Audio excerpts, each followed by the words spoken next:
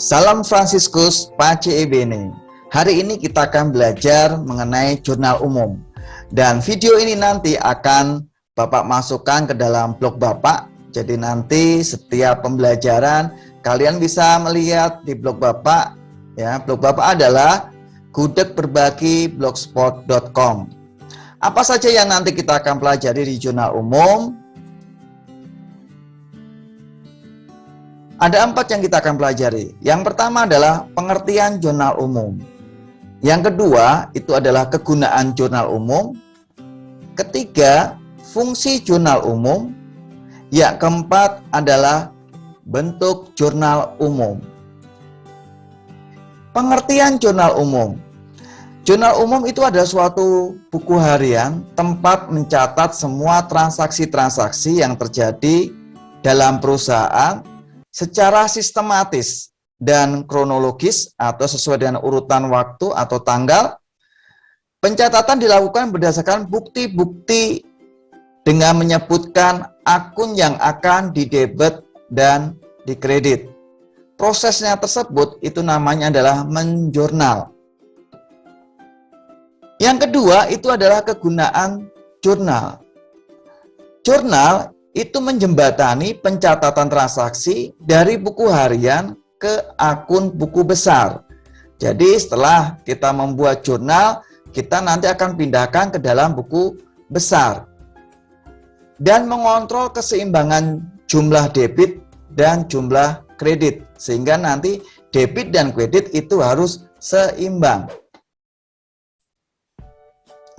Fungsi dari jurnal umum. Yang pertama adalah fungsi mencatat. Jurnal merupakan tempat mencatat setiap terjadi transaksi keuangan, baik yang bersifat internal, artinya yang ada di dalam perusahaan itu sendiri, maupun transaksi eksternal, berarti melibatkan pihak luar, baik kreditor ataupun distributor. Yang kedua adalah fungsi historis. Jurnal mencatat transaksi perusahaan secara kronologis. Yang dimaksud dengan kronologis ini adalah berdasarkan urutan tanggal terjadinya transaksi. Jadi diurutkan tanggalnya. Dari awal sampai yang terakhir, diurutkan. Yang ketiga adalah fungsi informasi. Jurnal memberikan informasi tentang peristiwa yang terjadi dalam perusahaan. Memberikan informasi apa yang terjadi di dalam perusahaan. Dilihat dari transaksi-transaksi yang terjadi. Yang keempat adalah fungsi analisis. Jurnal berfungsi sebagai sarana untuk menganalisis transaksi mana yang nanti dicatat ya dan dimasukkan ke debit ataupun ke kredit. Yang keempat, fungsi instruksi. Jurnal bersifat memerintah, ya, ada memerintah di situ. Untuk apa? Untuk melakukan pencatatan akuntansi berikutnya ataupun memosting ke dalam buku besar.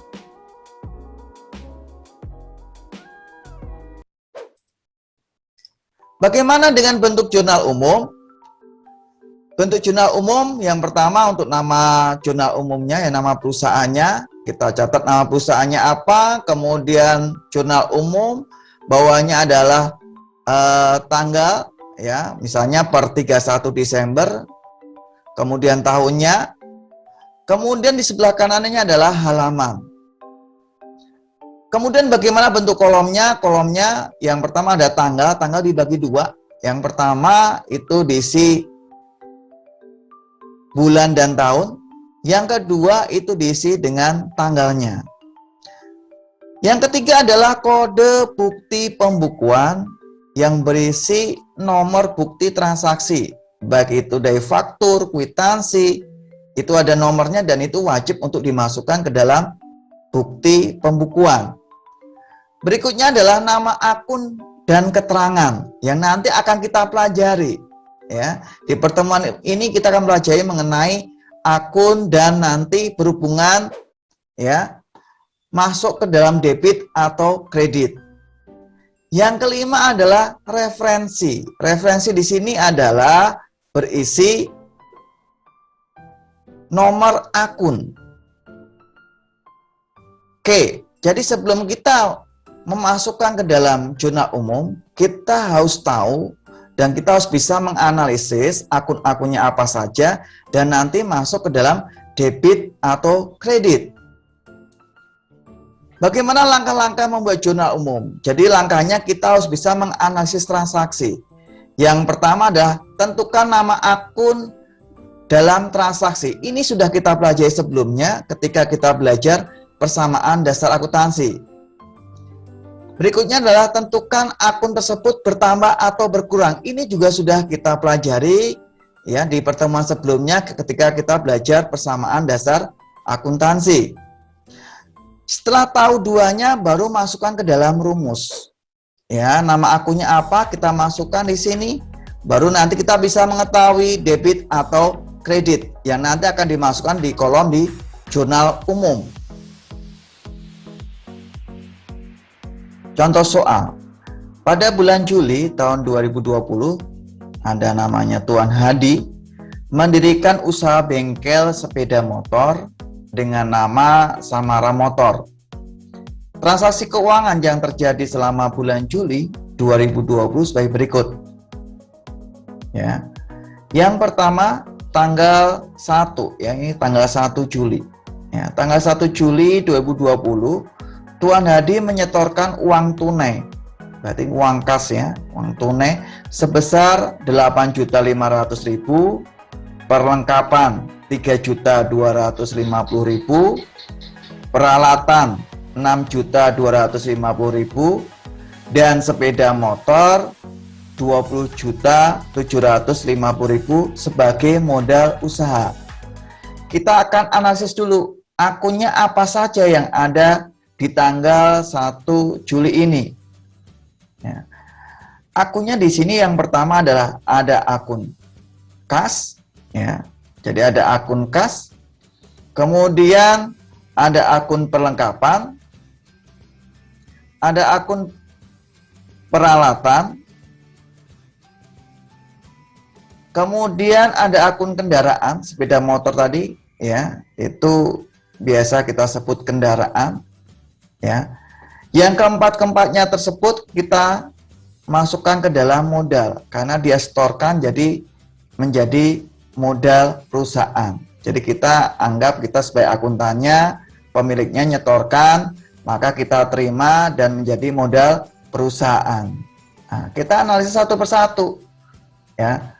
Pemiliknya menyetorkan uang tunai. Uang tunai di akuntansi namanya kas. Ya, maka kasnya bertambah. Jadi kas perusahaannya bertambah karena menerima setoran dari pemiliknya. Yang kedua adalah perlengkapannya. Perlengkapannya juga bertambah karena pemiliknya memberikan perlengkapan. Peralatannya juga bertambah, kendaraannya juga bertambah, modalnya juga bertambah. Bagaimana untuk menentukan debit dan kredit? Itu memakai rumus yang sudah tadi dibahas di awal, ya. Jadi kas itu adalah bagian dari harta. Perlengkapan juga bagian dari harta. Peralatan juga bagian dari harta. Kendaraan juga bagian dari harta. Bagaimana jika harta itu bertambah? Ketika harta itu bertambah, maka kita masukkan ke dalam debit. Jadi untuk kas, perlengkapan, peralatan, kendaraan kita masukkan ke dalam debit. Yang kedua adalah modal. Modalnya bertambah. Ya, bagaimana kalau modal bertambah? Kalau modal bertambah itu kita taruh di kredit. Ya, ini di catatan ya atau di tabel yang Bapak berikan sebelumnya. Ya. Jadi seperti ini. Jadi ketika harta bertambah kita tahu di debit.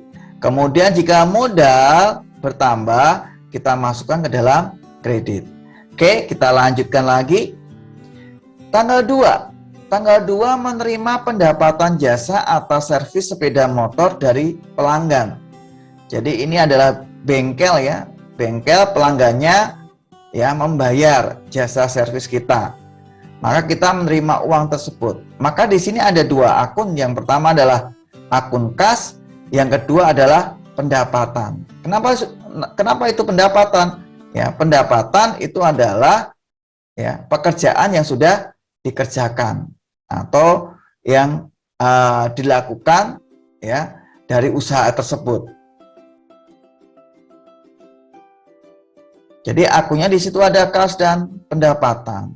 Kasnya bertambah karena kita tadi menerima uang, kemudian pendapatannya juga bertambah karena sudah selesai dikerjakan. Bagaimana menentukan debit atau kreditnya? Sama seperti sebelumnya, ya. Kas itu adalah bagian dari harta, ya, harta lancar. Jadi harta lancar bertambah, tadi kas bertambah, ya, berarti kita masukkan nanti ke debit. Kemudian yang kedua adalah pendapatan. Ya, pendapatan tadi bertambah, pendapatan bertambah tahu di mana? Ditaruh di kredit. Oke, kita lanjutkan berikutnya tanggal 4, ya, tanggal 4 Juli membeli perlengkapan secara tunai sebesar 400.000. Akunnya apa saja?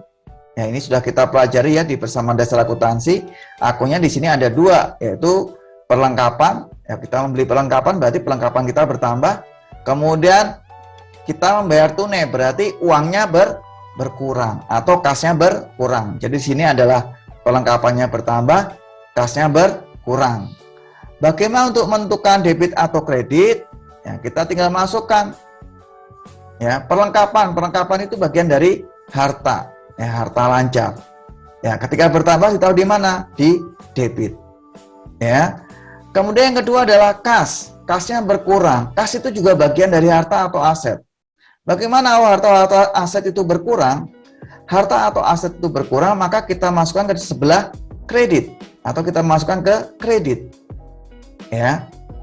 Jadi itu untuk transaksi tanggal 4. Jadi untuk tanggal 4 ada dua, perlengkapan dan kas. Kemudian perlengkapannya tadi bertambah, kasnya berkurang. Kemudian perlengkapan bagian dari harta.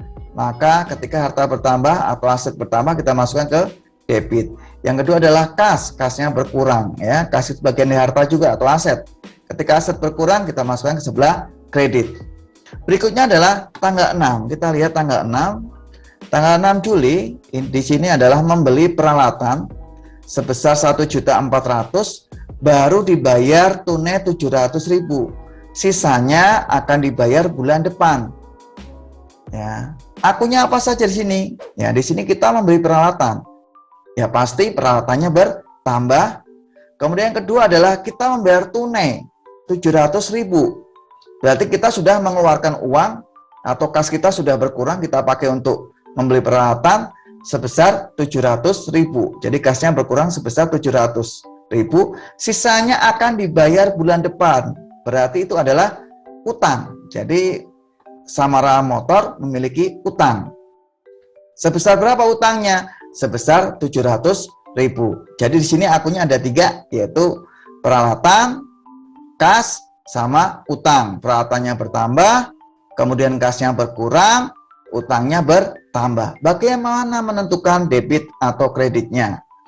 Ya, kita tinggal masukkan ke dalam rumus seperti tadi. Ya, kita tinggal masukkan rumus seperti tadi. Kalau di sini ada peralatan, ya berarti peralatannya bertambah. Peralatan itu bagian dari harta. Harta bertambah, kita tahu di debit. Ya, jadi nanti untuk peralatan kita masukkan ke sebelah debit. Yang kedua adalah kas. Kasnya berkurang untuk membeli peralatan.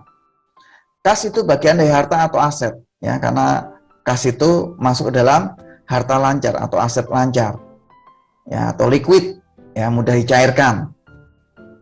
Ya, ketika harta atau aset itu berkurang, kita masukkan ke sebelah kredit. Jadi kasnya masukkan ke sebelah kredit. Yang ketiga itu adalah utang. Utangnya bertambah. Utang atau kewajiban, ya, bertambah. Bertambah kita masukkan ke sebelah kredit. Ya. Kenapa di akuntansi utang itu, ya, kata lainnya kewajiban? Karena kalau di akuntansi, kalau orang berani, ya, meminjam, ya, berarti punya kewajiban untuk mengembalikan. Jadi untuk anakku semuanya, kalau kalian punya utang, ya, dengan belajar akuntansi ini punya kewajiban secara moral untuk mengembalikan uang tersebut. Ya, jadi utangnya bertambah, utang bertambah kita tahu di sebelah kredit. Ya, jadi seperti ini hasilnya. Tanggal 6 Juli akunnya ada 3, peralatan, kas, dan utang. Peralatannya bertambah di debit, kasnya berkurang di kredit, utangnya bertambah di kredit. Jadi kalau kalian semuanya sudah bisa ini semuanya, nanti tinggal mudah untuk memindahkan ke dalam kolom jurnal umum. Bapak yakin kalian semua bisa semuanya karena kalian sudah belajar persamaan dasar akuntansi. Kalian sudah belajar bagaimana menentukan nama akun, bagaimana akun tersebut bertambah atau berkurang. Tinggal terakhir yaitu menentukan debit atau kredit melihat dari rumus yang tadi Bapak beritahu ke kalian. Oke, untuk pertemuan ya analisis transaksi cukup ya. Nanti kita akan adakan latihan. Bapak harap kalian semua bisa mengerjakannya. Oke semuanya, salam Fransiskus, Pace e Bene.